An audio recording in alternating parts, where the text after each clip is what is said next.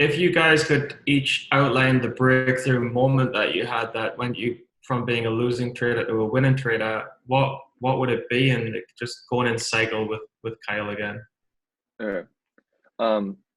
Yeah, for me, it was realizing, I'd rather make money trading one setup than trying to do everything, right? I think when you first join, it gets exciting, and it's like, you want to, be able to do everything and trade this, go long this, go short that. And that ultimately led to losses for me, because I could just think I could pick where a stock could go and be right.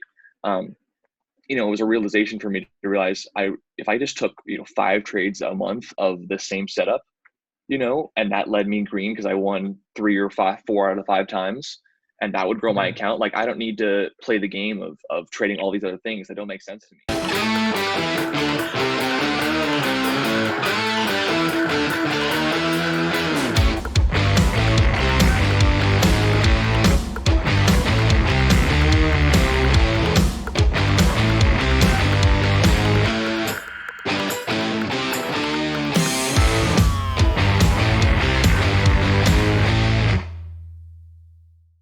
Welcome back to the SteadyTrade podcast. Today we have some fairly new traders who have had great success, especially in these last few months with the coronavirus.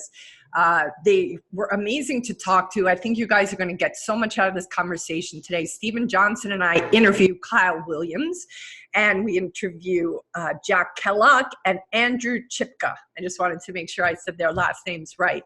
Join us for this amazing and really heartwarming episode, because I feel you're going to see them talk about the moment that they knew that they were really going to stay full-time trading, and just the journey they've had, I think, is just very educational for me as a baby trader. You guys know I'm still learning and I haven't started trading yet, but they just had really good advice for me to what to watch out for as a beginner trader.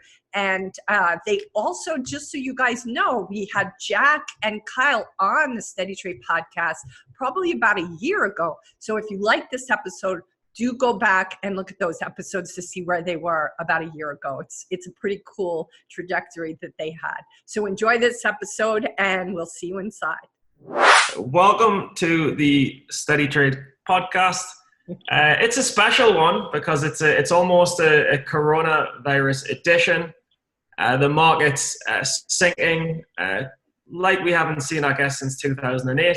Yet we have a selection of fine gentlemen, some of the best characters in the market right now, who are all banking and making some serious money. So we wanted to get them all on the show, talk to them, get to know about them, get to know about the secrets. They're obviously all young guys making big bucks, and we wanted some inspiration for all of the listeners and some lessons. So how is everybody? Doing good. Kyle, how are you doing? Feeling good. Yeah, doing really well. Overall market's just insane. It's a lot of opportunity for those who are learning and able to stick with it, and really get ahead and hang on to this whole stock market thing for sure. Jack, how you doing? I'm doing good. I mean, the year has been just absolutely insane so far with the amount of opportunity out there. And I've definitely been able to capitalize because I've seen it before in 2017 and 2018 when we had like a lot of sector runs like Bitcoin and weed.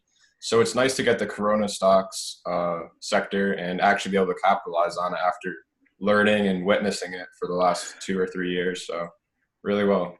That's awesome. And Andrew, are you with us? Hello, can you hear me? Yes, we can hear you. Mm-hmm. Awesome. Yeah, I'm doing great. It's been a hectic couple weeks. A lot of plays everywhere.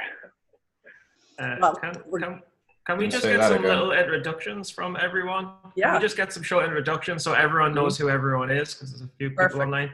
We can start with you, Kyle, because you're the best looking. Oh, man. So most of the people probably know me because I did get to speak at Tim Sykes' last conference in September. During the conference, I did speak about my journey. And so little short messages. I found Tim back in 2016, and mainly because I just wanted to learn the stock market. I had learned about 2008 financial crisis and realized I didn't want to be in that situation again, and learn more what was going on. So then I found trading and realized I can kind of avoid, holding long term and kind of at least understanding it better and being able to manage it. And so from there, I just started studying. The beginning was really tough, lost money like everyone. Everyone usually loses money starting off. It took me about 10 months to a year to finally figure out how I could be consistent. And then by month, 13, 14, 15 were all green months. And now ever since then, I've just been growing my account and up over 6 figures now. So super cool. So 6 figures, what does that mean for someone not very good at maths? Is that about 10 grand or is that 100 grand?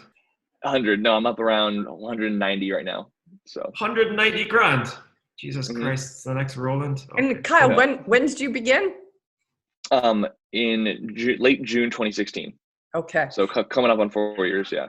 And is the bulk of that coming from over the entire period of time, or have you made a lot of that more recently? Yeah, it's definitely exponential. So the first year I lost money. Second year, made about 30,000.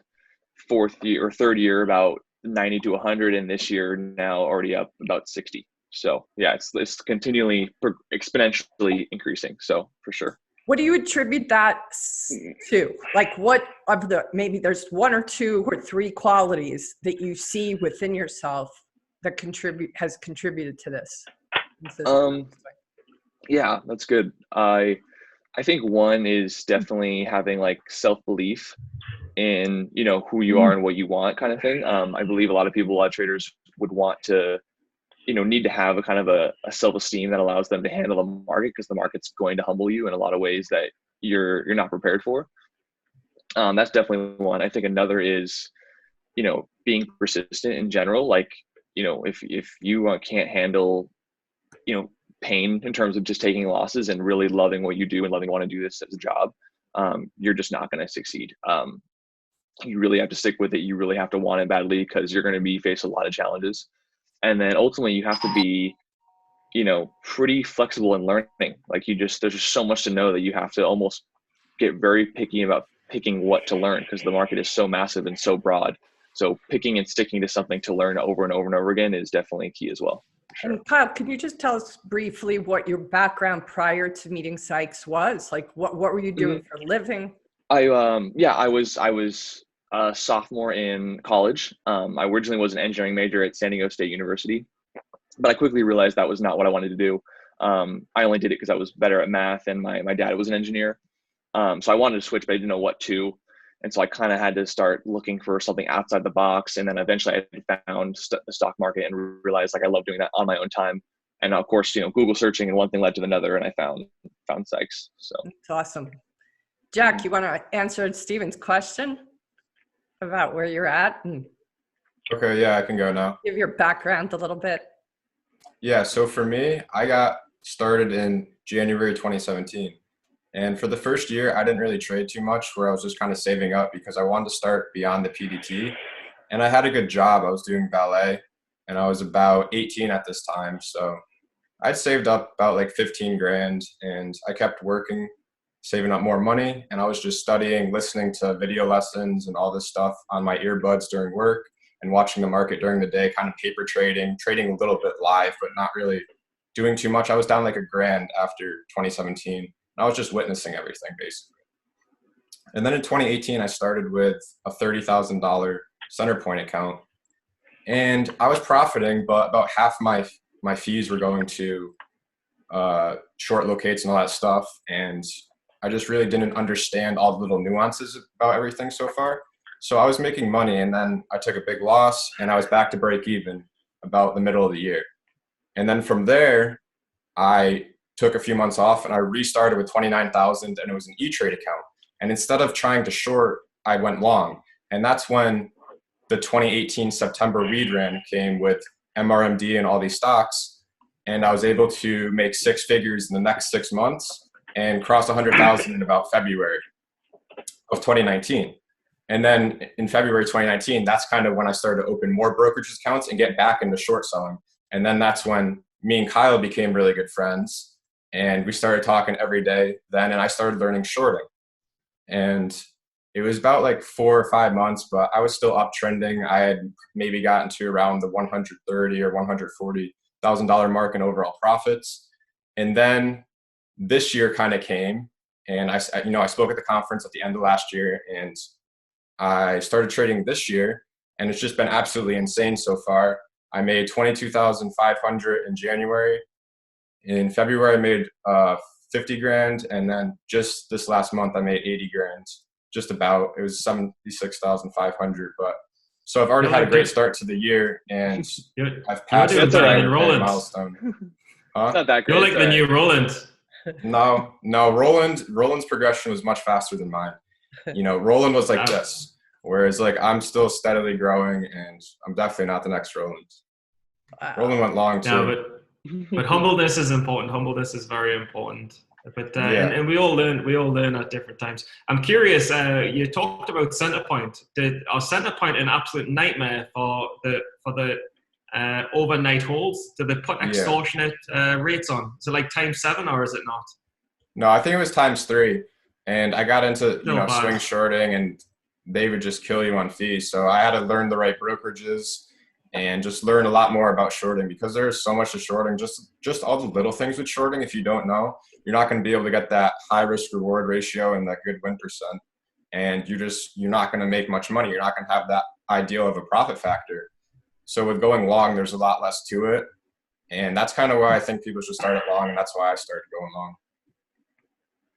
Makes sense. Andrew, you want to answer Steven's question, kind of where you're at?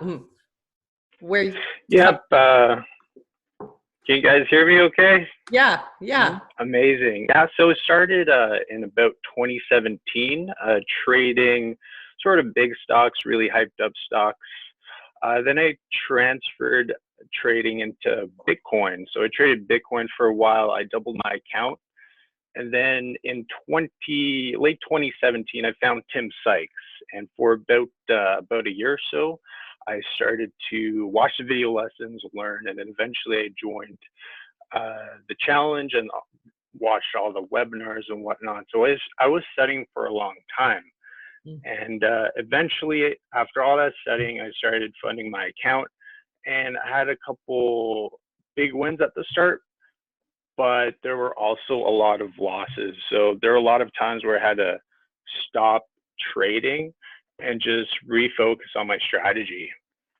And then over the last couple months, I think I really found my success in waiting for the right setups.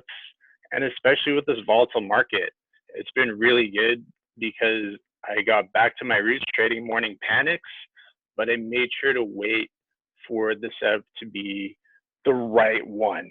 Because I used to jump in on any morning panic, and that didn't really work out. But once I started to refine my setups, I eventually started making more and more money. And then last couple months, I made around 24,000 just morning panics. And the coronavirus really helped my long strategy in going long bear ETFs, and just going long the TVIX. I made around 15,000 this last month. Wow, beautiful. So if you guys, I don't want to jump in, Kim, if you got a question, but I'm just curious, if you guys could each outline the breakthrough moment that you had that went you from being a losing trader to a winning trader, what would it be? And just going in cycle with Kyle again. Yeah, for me, it was realizing, I'd rather make money trading one setup than trying to do everything, right? I think when you first join, it gets exciting, and it's like, you want to, be able to do everything and trade this, go long this, go short that. And that ultimately led to losses for me, because I could just think I could pick where a stock could go and be right. It was a realization for me to realize if I just took, 5 trades a month of the same setup, and that led me green because I won 4 out of 5 times, and that would grow my account. Like, I don't need to play the game of trading all these other things that don't make sense to me. It's really having that discipline. Yeah, and are you playing that game right now? Are you playing that game of just one?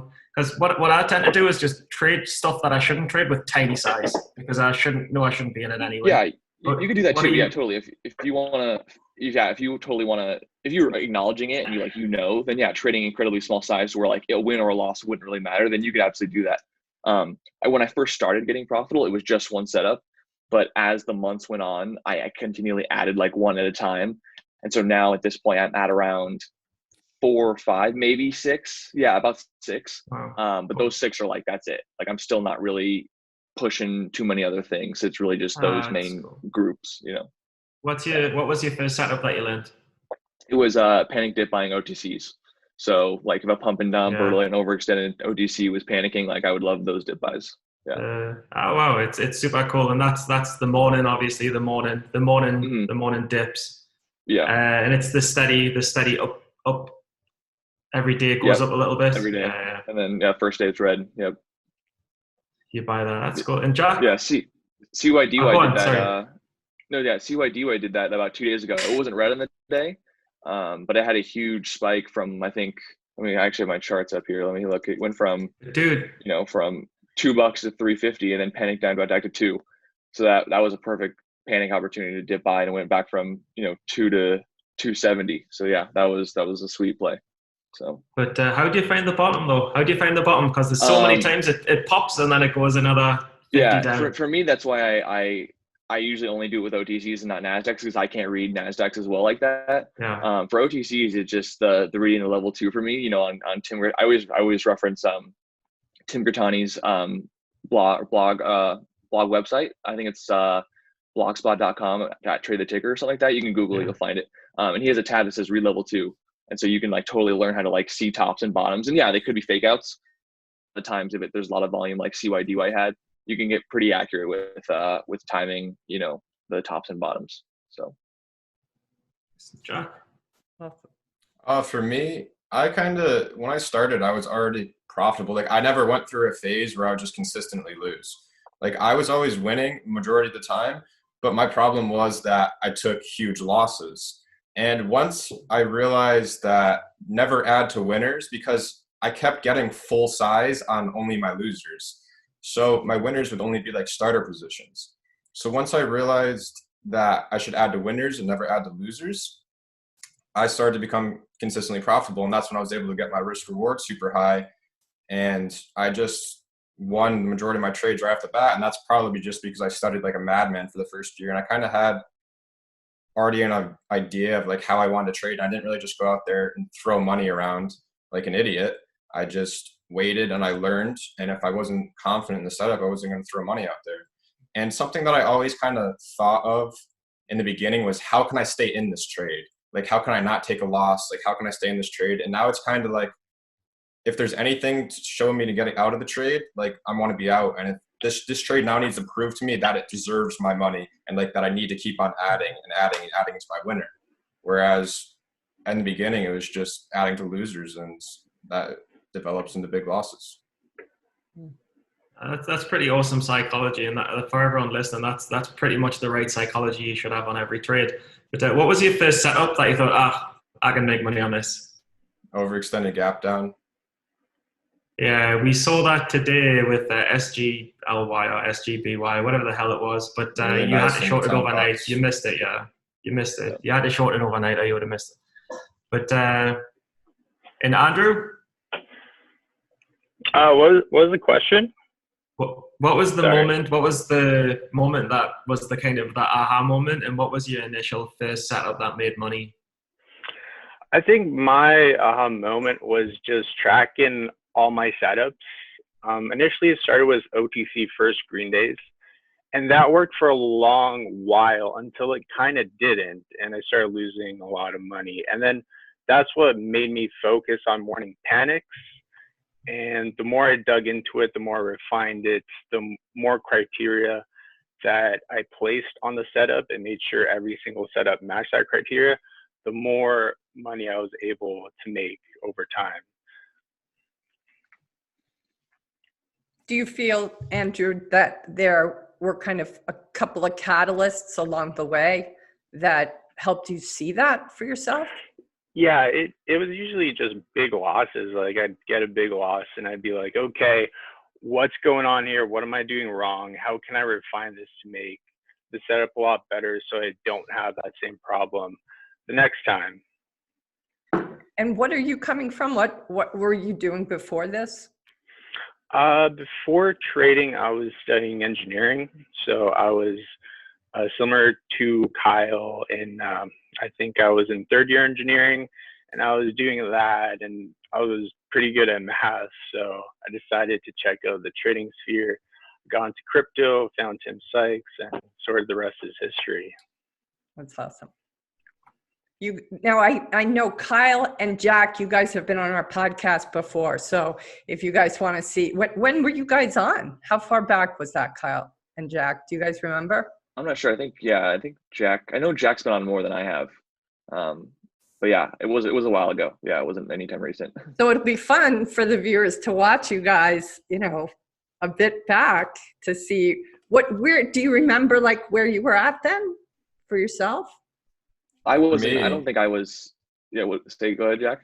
For me, I remember it pretty crystal clear, and it was almost exactly a year ago. Actually, it was either March or April, and that was when I was in Michigan trading with 3 of my other buddies, and that's when I just came off killing the OTC long game, and then that's when I kind of transitioned into learning new things around that time. So it would be interesting to go back and see that.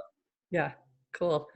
And, what do you guys with this, because of what's going on now and because there's people who are being let go of and needing to create, revenue for themselves, what's your advice to people who are on the fence about becoming a trader?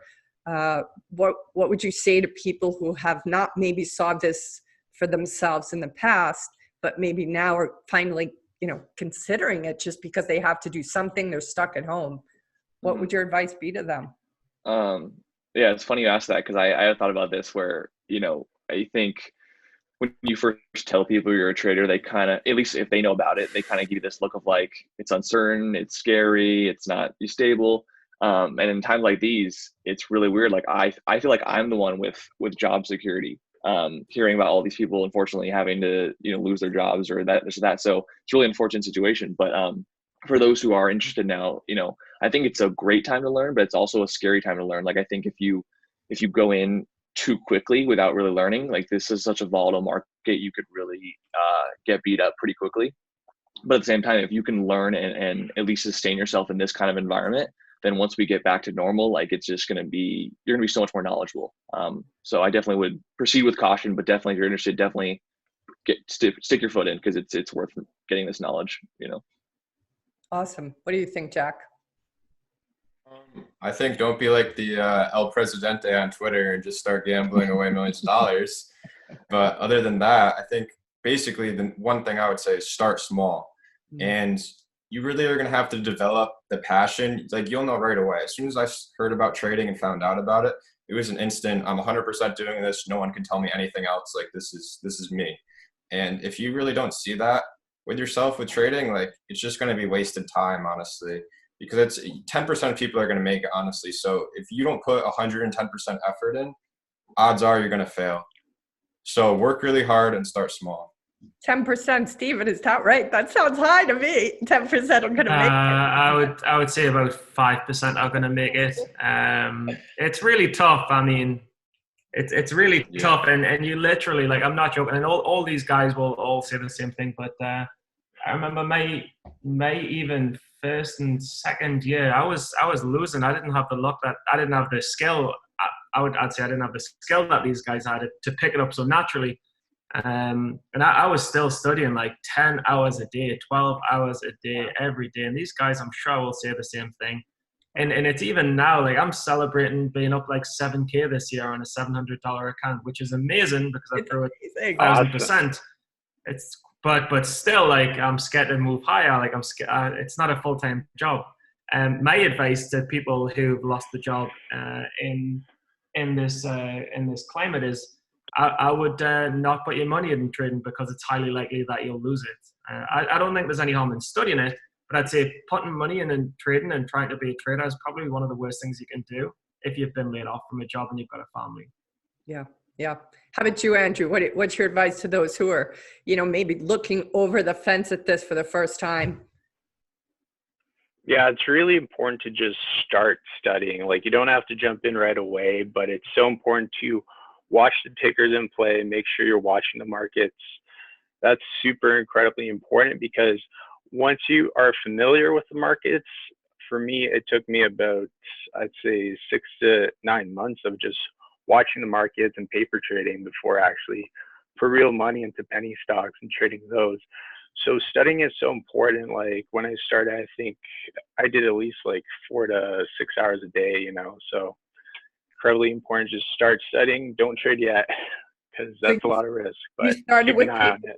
you started with paper trading? Yeah, I did about 9 months of paper trading, and I doubled that account before I actually put in real money. And when I put in the real money, I started losing immediately. So Exactly. it's not the same. Well, as everybody knows, Steven has been trying to enroll me from the beginning. I have a long way to go. I'm still studying, but he wants me to start with real money. And of course, Tim is suggesting paper trading. So I'm just fascinated. Go ahead, Steven. Go ahead. What are you going to say? Okay, I just want to ring a poll of all of these profitable traders, yeah, and I'll have a disclaimer. Like I lost 15K, and then I've spent the last 18 months making it all back. So and I've nearly made it all back, but I did lose 15K where Jack was much smarter and didn't lose 15K. But I want to get people's opinions on, do you think paper trading is a worthwhile investment to learn with pace and quickly accelerate that curve? Or do you think it's better to just trade small? And I'd love to hear everyone's answers and why. Yeah, I think it probably depends on everyone's situation. I think, right, if you're just starting out and you have no money to lose and you have to, or you can't afford to lose any money and you have to maybe save up a lump sum to start, then definitely I would rather paper trade than not trade at all. But for me personally, after I paper traded for maybe a week or two, I just realized I wasn't really getting anywhere. I knew I was fooling myself. I knew my brain was fooling myself, and that it wasn't really, I knew when I started trading real money, it wasn't going to be the same. So for me, just trading small size was way more beneficial. And when I mean small size, I mean literally like less than 100 shares. Like of a $5 stock, buy like 50 shares, to where any move which way, it's not going to really make, it's almost going to be an insignificant amount of money. Just having that on the line and then slowly increasing as you get more profitable or as you are able to handle your emotions was far more useful for me than just paper trading. So that was my experience. For Kyle? In terms of small amount. Small amount. I did it until, when I first started, I made the mistake of not doing that, right? And so that's how I ended up losing $4,000 the first 8 to 10 months. But once I got around 9 months in, I realized I can't do that. So for about the next 2 to 3 months, until I found consistency and found like a setup like the panic dip buy, it was just 100 shares. Like if it was any between $5 and $1, like just 100 shares. That's all I need. I don't need any more size, because I just wanted to learn at that point. I knew I couldn't afford to lose anymore. So that's what Steven's been saying to me, is to do it like that, do it really small, but just feel the energy of your finger in the electrical right. But can I just say, with the introduction of broker free commissions, like you don't even get charged for commissions anymore. So like there's no obstacle behind just trading for real. And like I remember just making $5, losing $5, like get the money on the line. Yeah. Yep. How about you, Jack? What do you think about what Steven's asking? So I started paper trading in 2017 when I was just kind of studying and messing around. But once like you're full time and like you're super into it, like paper trading is just pointless. And then you need to like open a new account and start small. And actually that's going to be like the start of your journey. But I don't think it's bad to go on a paper trading software and just kind of click a few buttons a few times, click buy button a few times, click sell button. But like nothing really where like you're practicing and like too hard, you know what I mean? Like save your practicing for when you start. But I think just like kind of getting like the feel for it a little bit. Like for instance, if you're playing a video game, right? And there's just like an arena where there's nobody in it and you can just kind of like walk around or drive around or whatever the field and just kind of like feel how the ground feels and stuff like that. And then like start like a low rank, you know what I mean, with other players, and then just work your way up from there. Yep, makes sense. Andrew, what do you think? Oh, I love paper trading. Just to get your feet wet, just get started. It's amazing. But obviously, you want to move past that. You want to start trading small after a while. I think I just liked trading the full size that I wanted to. So that's why I really like paper trading. So I can kind of see like what I would realistically make or lose. But it is different. So you do want to have that real market experience. So over time, over a couple months, once you're comfortable, or maybe even a couple weeks, if you already know how to trade, definitely trade small size. That's the next step. How do you know when you're ready to trade? How do you know when, like, what's that? What for all of you? I'm just curious. Like, there's got to be, like, I know right now I'm not ready to trade, right? I'm reading all the books. I'm listening to Tim's courses. I'm obviously in this conversation every week with Stephen and Tim Bowen, and I know I'm not ready yet, but what's going to be the moment, or for you guys, what was the moment when you were like, I'm ready? You know, whether you left paper trading behind or you started to even really take it on seriously. I'm just curious, like, was there a moment that you can point to? Yeah, mine's so I guess backstory, when I had found Sykes and I applied for the challenge, they had the old application, right, of like, you know, your email, because they were going to interview you, go through the interview process. I remember I had started that process of filling everything out, and then kind of halfway through I was like, no, I don't want to do this. Like, I kind of got very cold feet. Yeah. And then I just realized if I don't do it now, I'm never going to do it. And that kind of maybe gave me a trigger of like, I'm just going to start. Almost like it's like if I never, I kept telling myself I wasn't ready, and it's different for everyone. Like I knew I could afford it because I lived at home, my expenses were low, I was just a student. So it's different in situations for everyone's different unique situation. But I knew if I just never started, I was never going to get going. So from the beginning, I just said, let's just get the ground running, you know. That's awesome. I'm so glad you said you had cold feet and almost backed out, because it just makes you seem more human. Now you seem superhero-like. So it's good to hear that you had your Clark Kent moments. How about you, Jack? What was your moment of knowing? So this was like, 3 years ago now. So it's kind of hard for me to really remember too far back then. But something that I can kind of remember is just like when I was just buying and selling stocks randomly on paper trading. And then like, even if I wasn't like necessarily trading it, but I saw a stock reacting, and then I was like, okay, this is probably resistance. It's probably going to pull here. And like, just once I saw myself being right, sometimes that kind of gave me the confidence, like, okay, maybe you actually know something after watching and studying for so long. And then I kind of just started trading after that. Wow. How about you, Andrew? Same thing that Jack said, actually. Once I started seeing the setups play out the way I thought they would play out, and once I saw the big traders in the chat doing the same trades that, in my mind, I thought would work out, then it kind of just started clicking for me, where I'm seeing the same thing, sort of, and things are sort of starting to make sense. At the start, you're just seeing a bunch of lines going up and down, a bunch of green and red colors, and you're so confused. But over time, you start getting it. And Steve, I'm going to ask you. Sorry, go ahead, Jack. I remember there was this one moment where I was watching the stock ticker. I think it was MOSY, and this was late 2017, maybe November or December. And I remember seeing it spike right into 195 resistance. And that was just like a daily resistance level. And I simply just typed into Tim's chat. I was like, MOSY, daily resistance, 195. Like, looks like an ideal entry here. And then literally 2 or 3 seconds later, Dux popped in and said, short 15K, MOSY, 195. Yeah. And I was like, boom. And that kind of, I just remember that. It's a piece of shit. It's a piece of shit diabetes stock, right?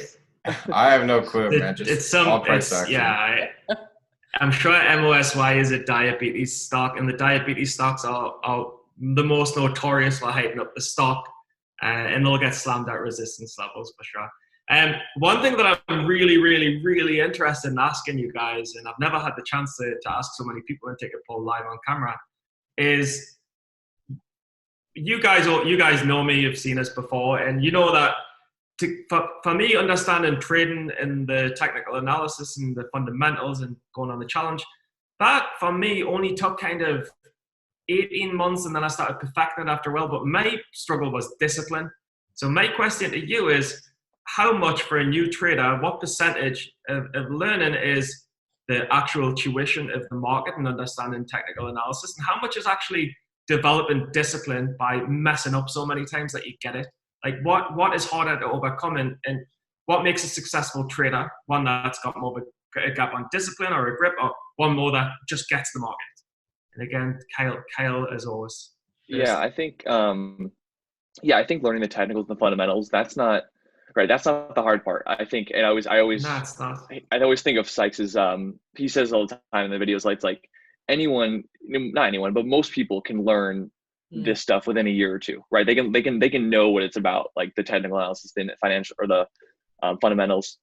But right, I think the hard part is being disciplined, and the emotional part, the part that you have to control the most, right?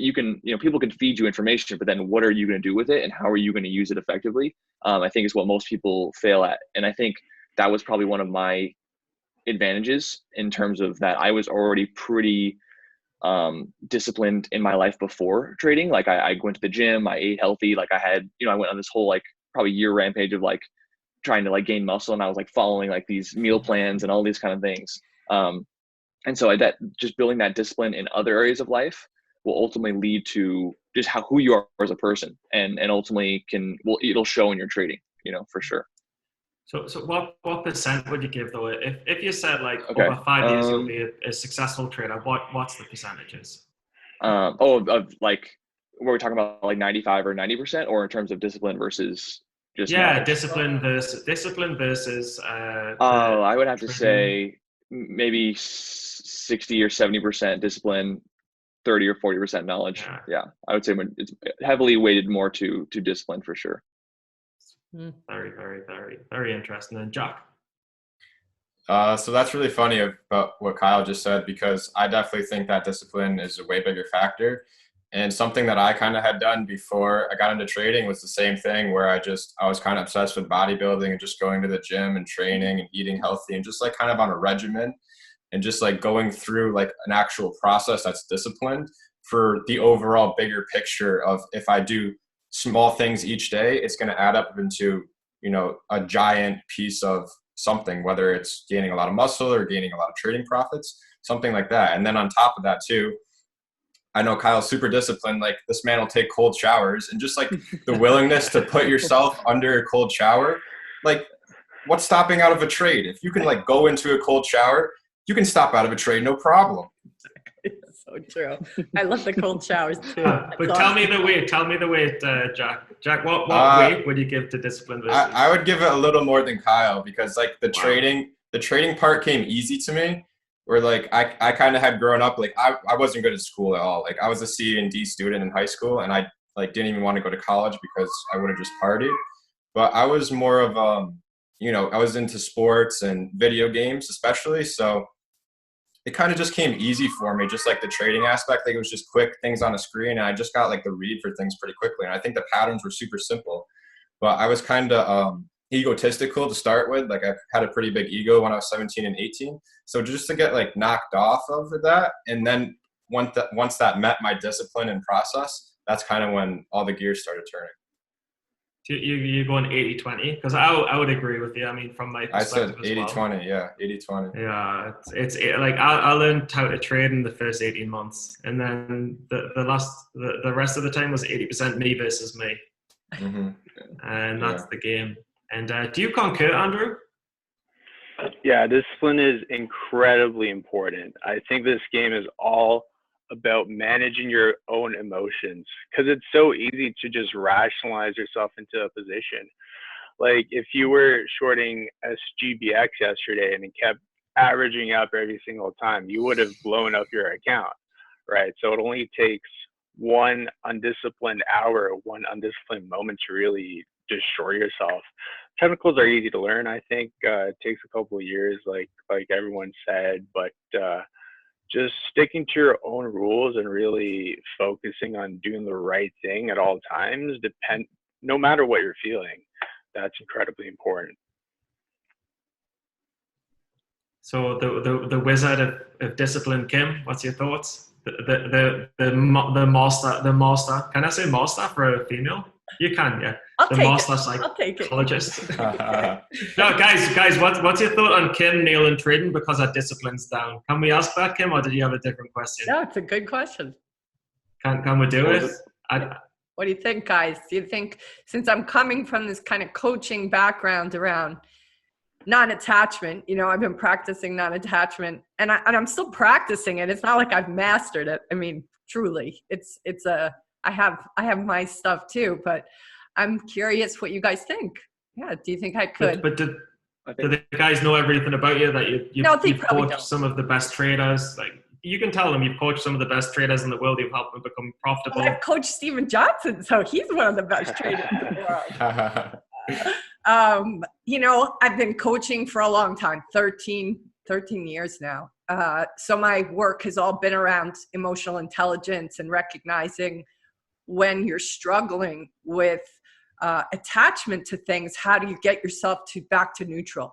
So because that's been my life's work, and because I've been teaching people that, traders and other individuals, I feel less worried about that side of it than I do about the technical side of, like Andrew said before, just, these lines on the screen. Steven and I did an off-camera conversation one day where he took me on his, it was a shared screen, and I was just like, I don't even know what the hell I'm looking at. And he was like, you see this, you see that, you see this? And I was like, no, I really don't.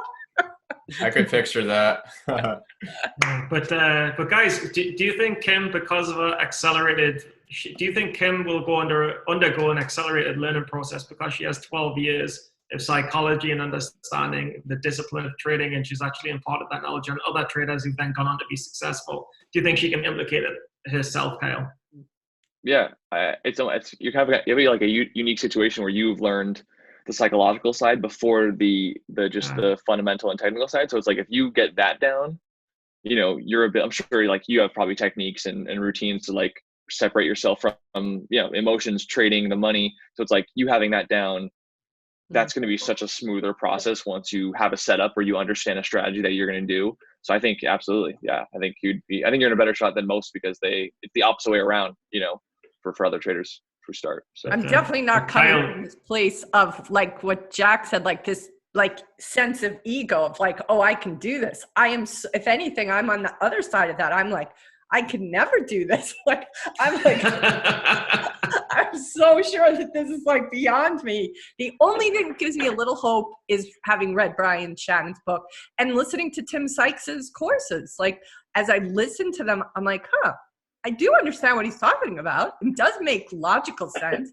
It's not jargon. So, but still, I'm pretty freaking nervous. Jack, obviously we know Kim's been experiencing other people's emotions, but she hasn't felt the emotions herself.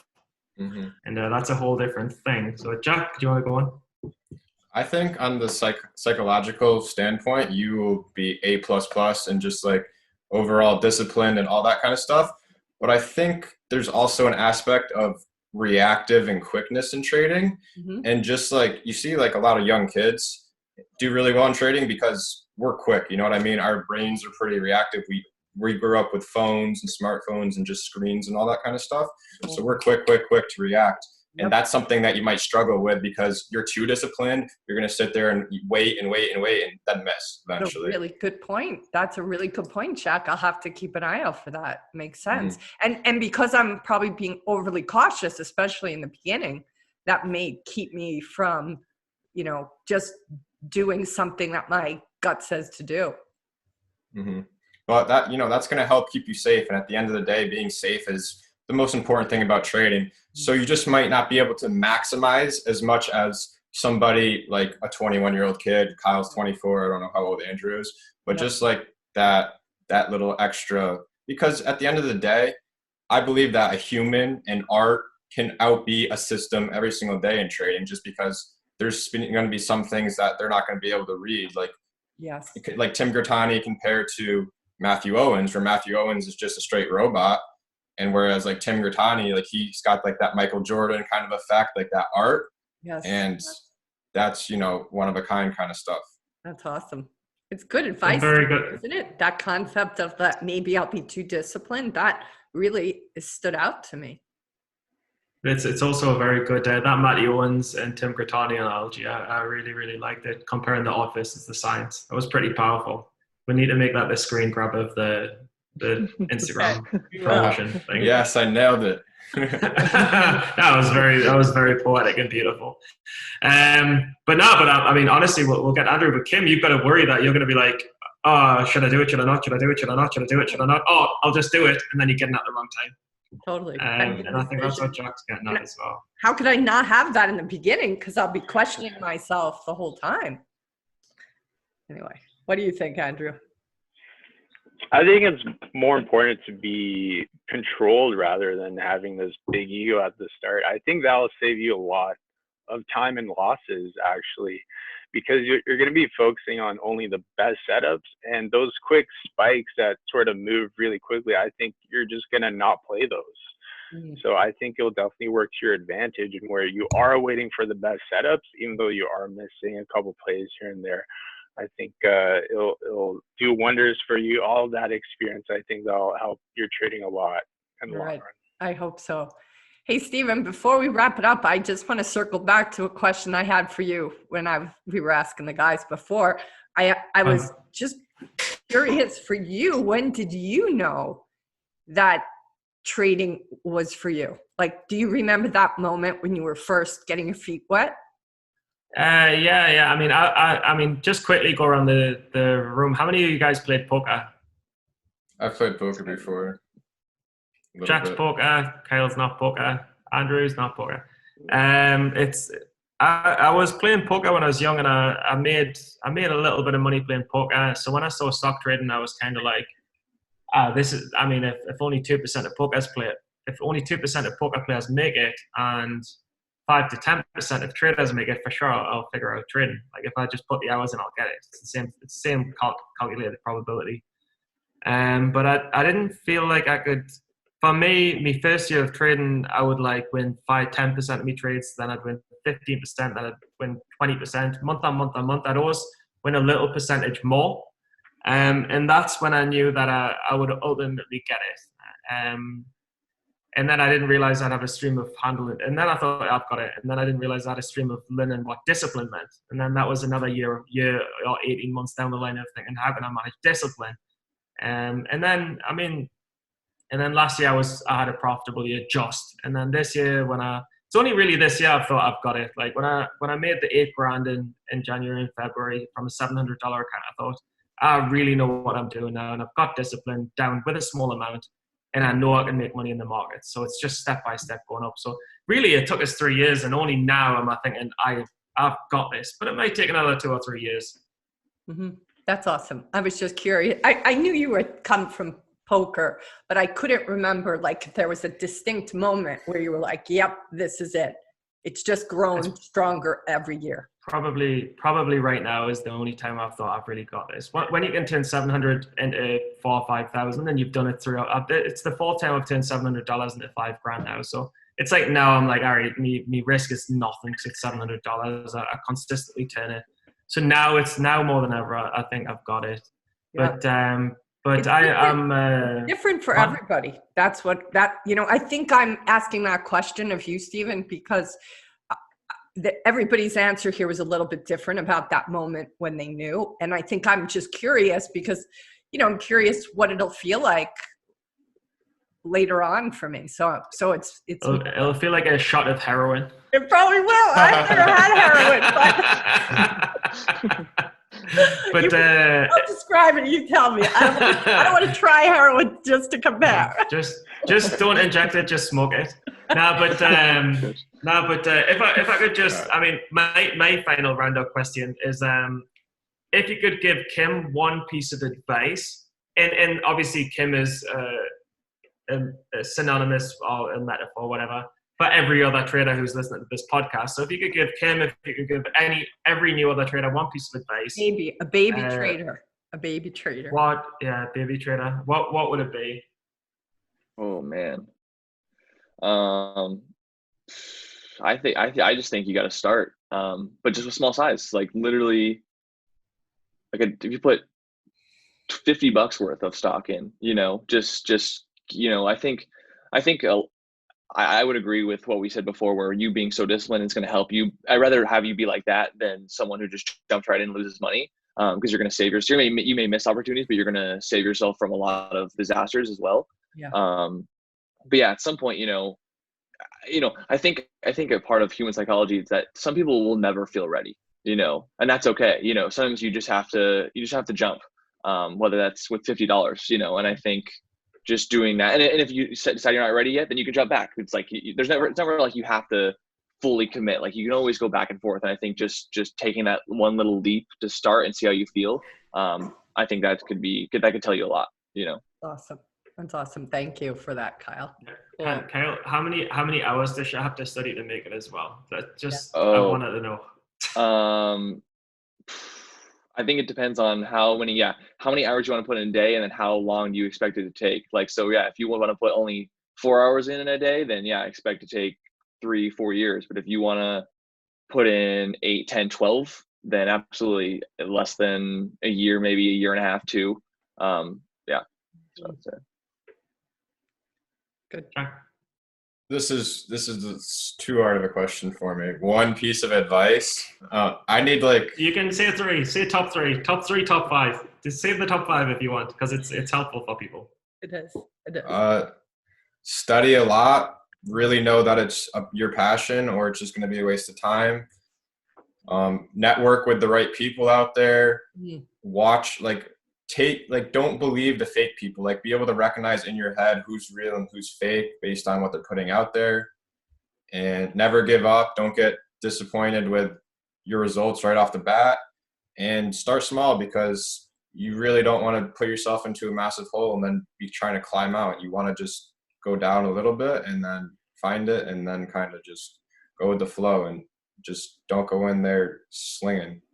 Jack, can you I'm going to just interrupt the flow for a second, because I think that was a really powerful thing you just said about be careful about who you follow. So what's the measuring stick you would say somebody wants to use?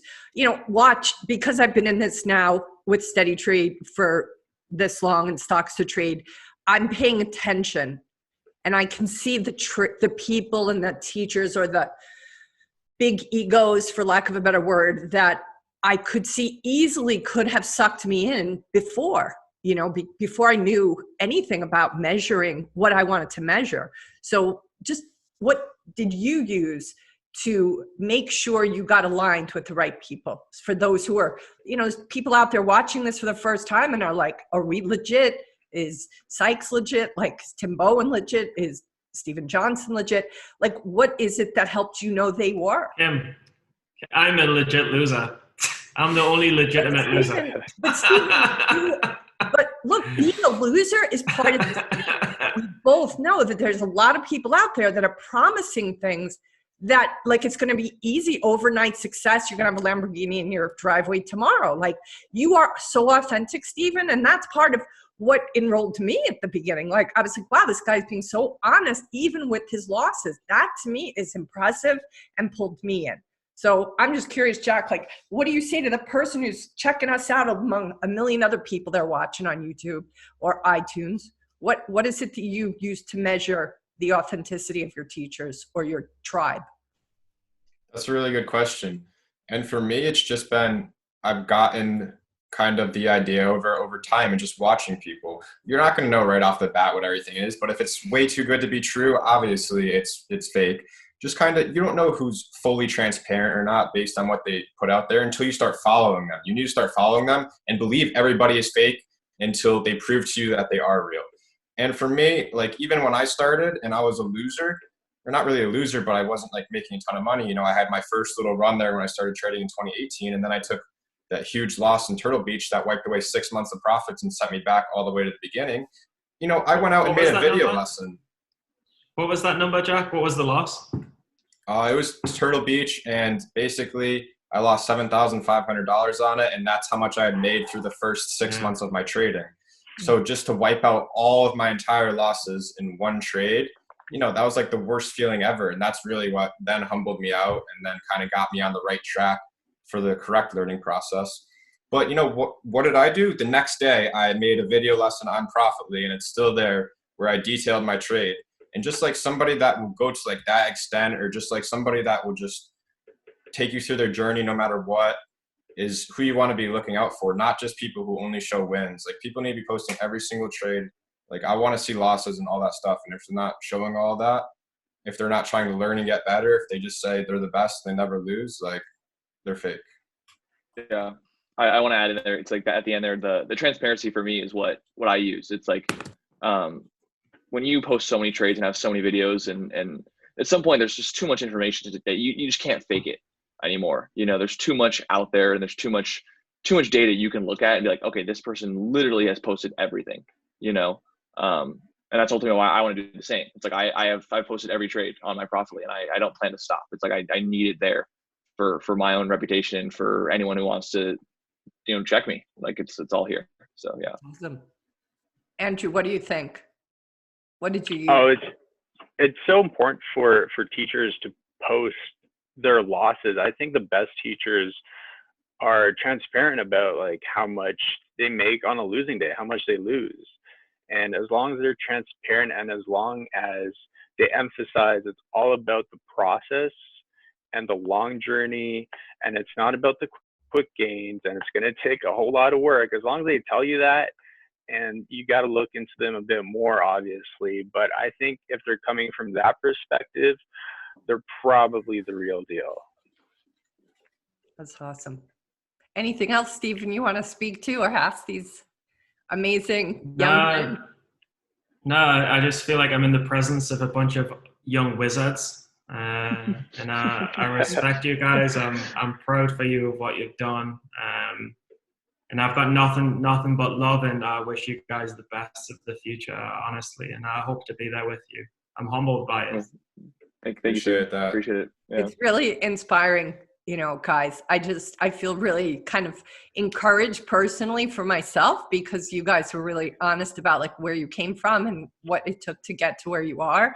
So I really can't wait to see you guys all on the other side of not being a baby anymore. So thank you for your advice, and for, keep in mind, just to the viewers, like, I'm not even trading yet, people. I am such a baby in the woods. I'm just, reading all of the books, listening to all of Tim Sykes' talks, and then, learning what I can from these amazing people we're bringing on the SteadyTrade podcast, and Stephen, of course, and Tim Bowen. So thank you for being here today, guys. This was an amazing conversation. Keep going, and check in with us soon, okay? Absolutely. Thanks for having us. This is awesome. That concludes this episode of the SteadyTrade podcast. And as usual, if you have any questions, concerns, or recommendations for us, please check us out at SteadyTrade.com, where we actually post transcripts of the episode and recap blog posts of the episode. It's a great resource if you're looking to expand your trading and get a more immersive experience from the SteadyTrade podcast.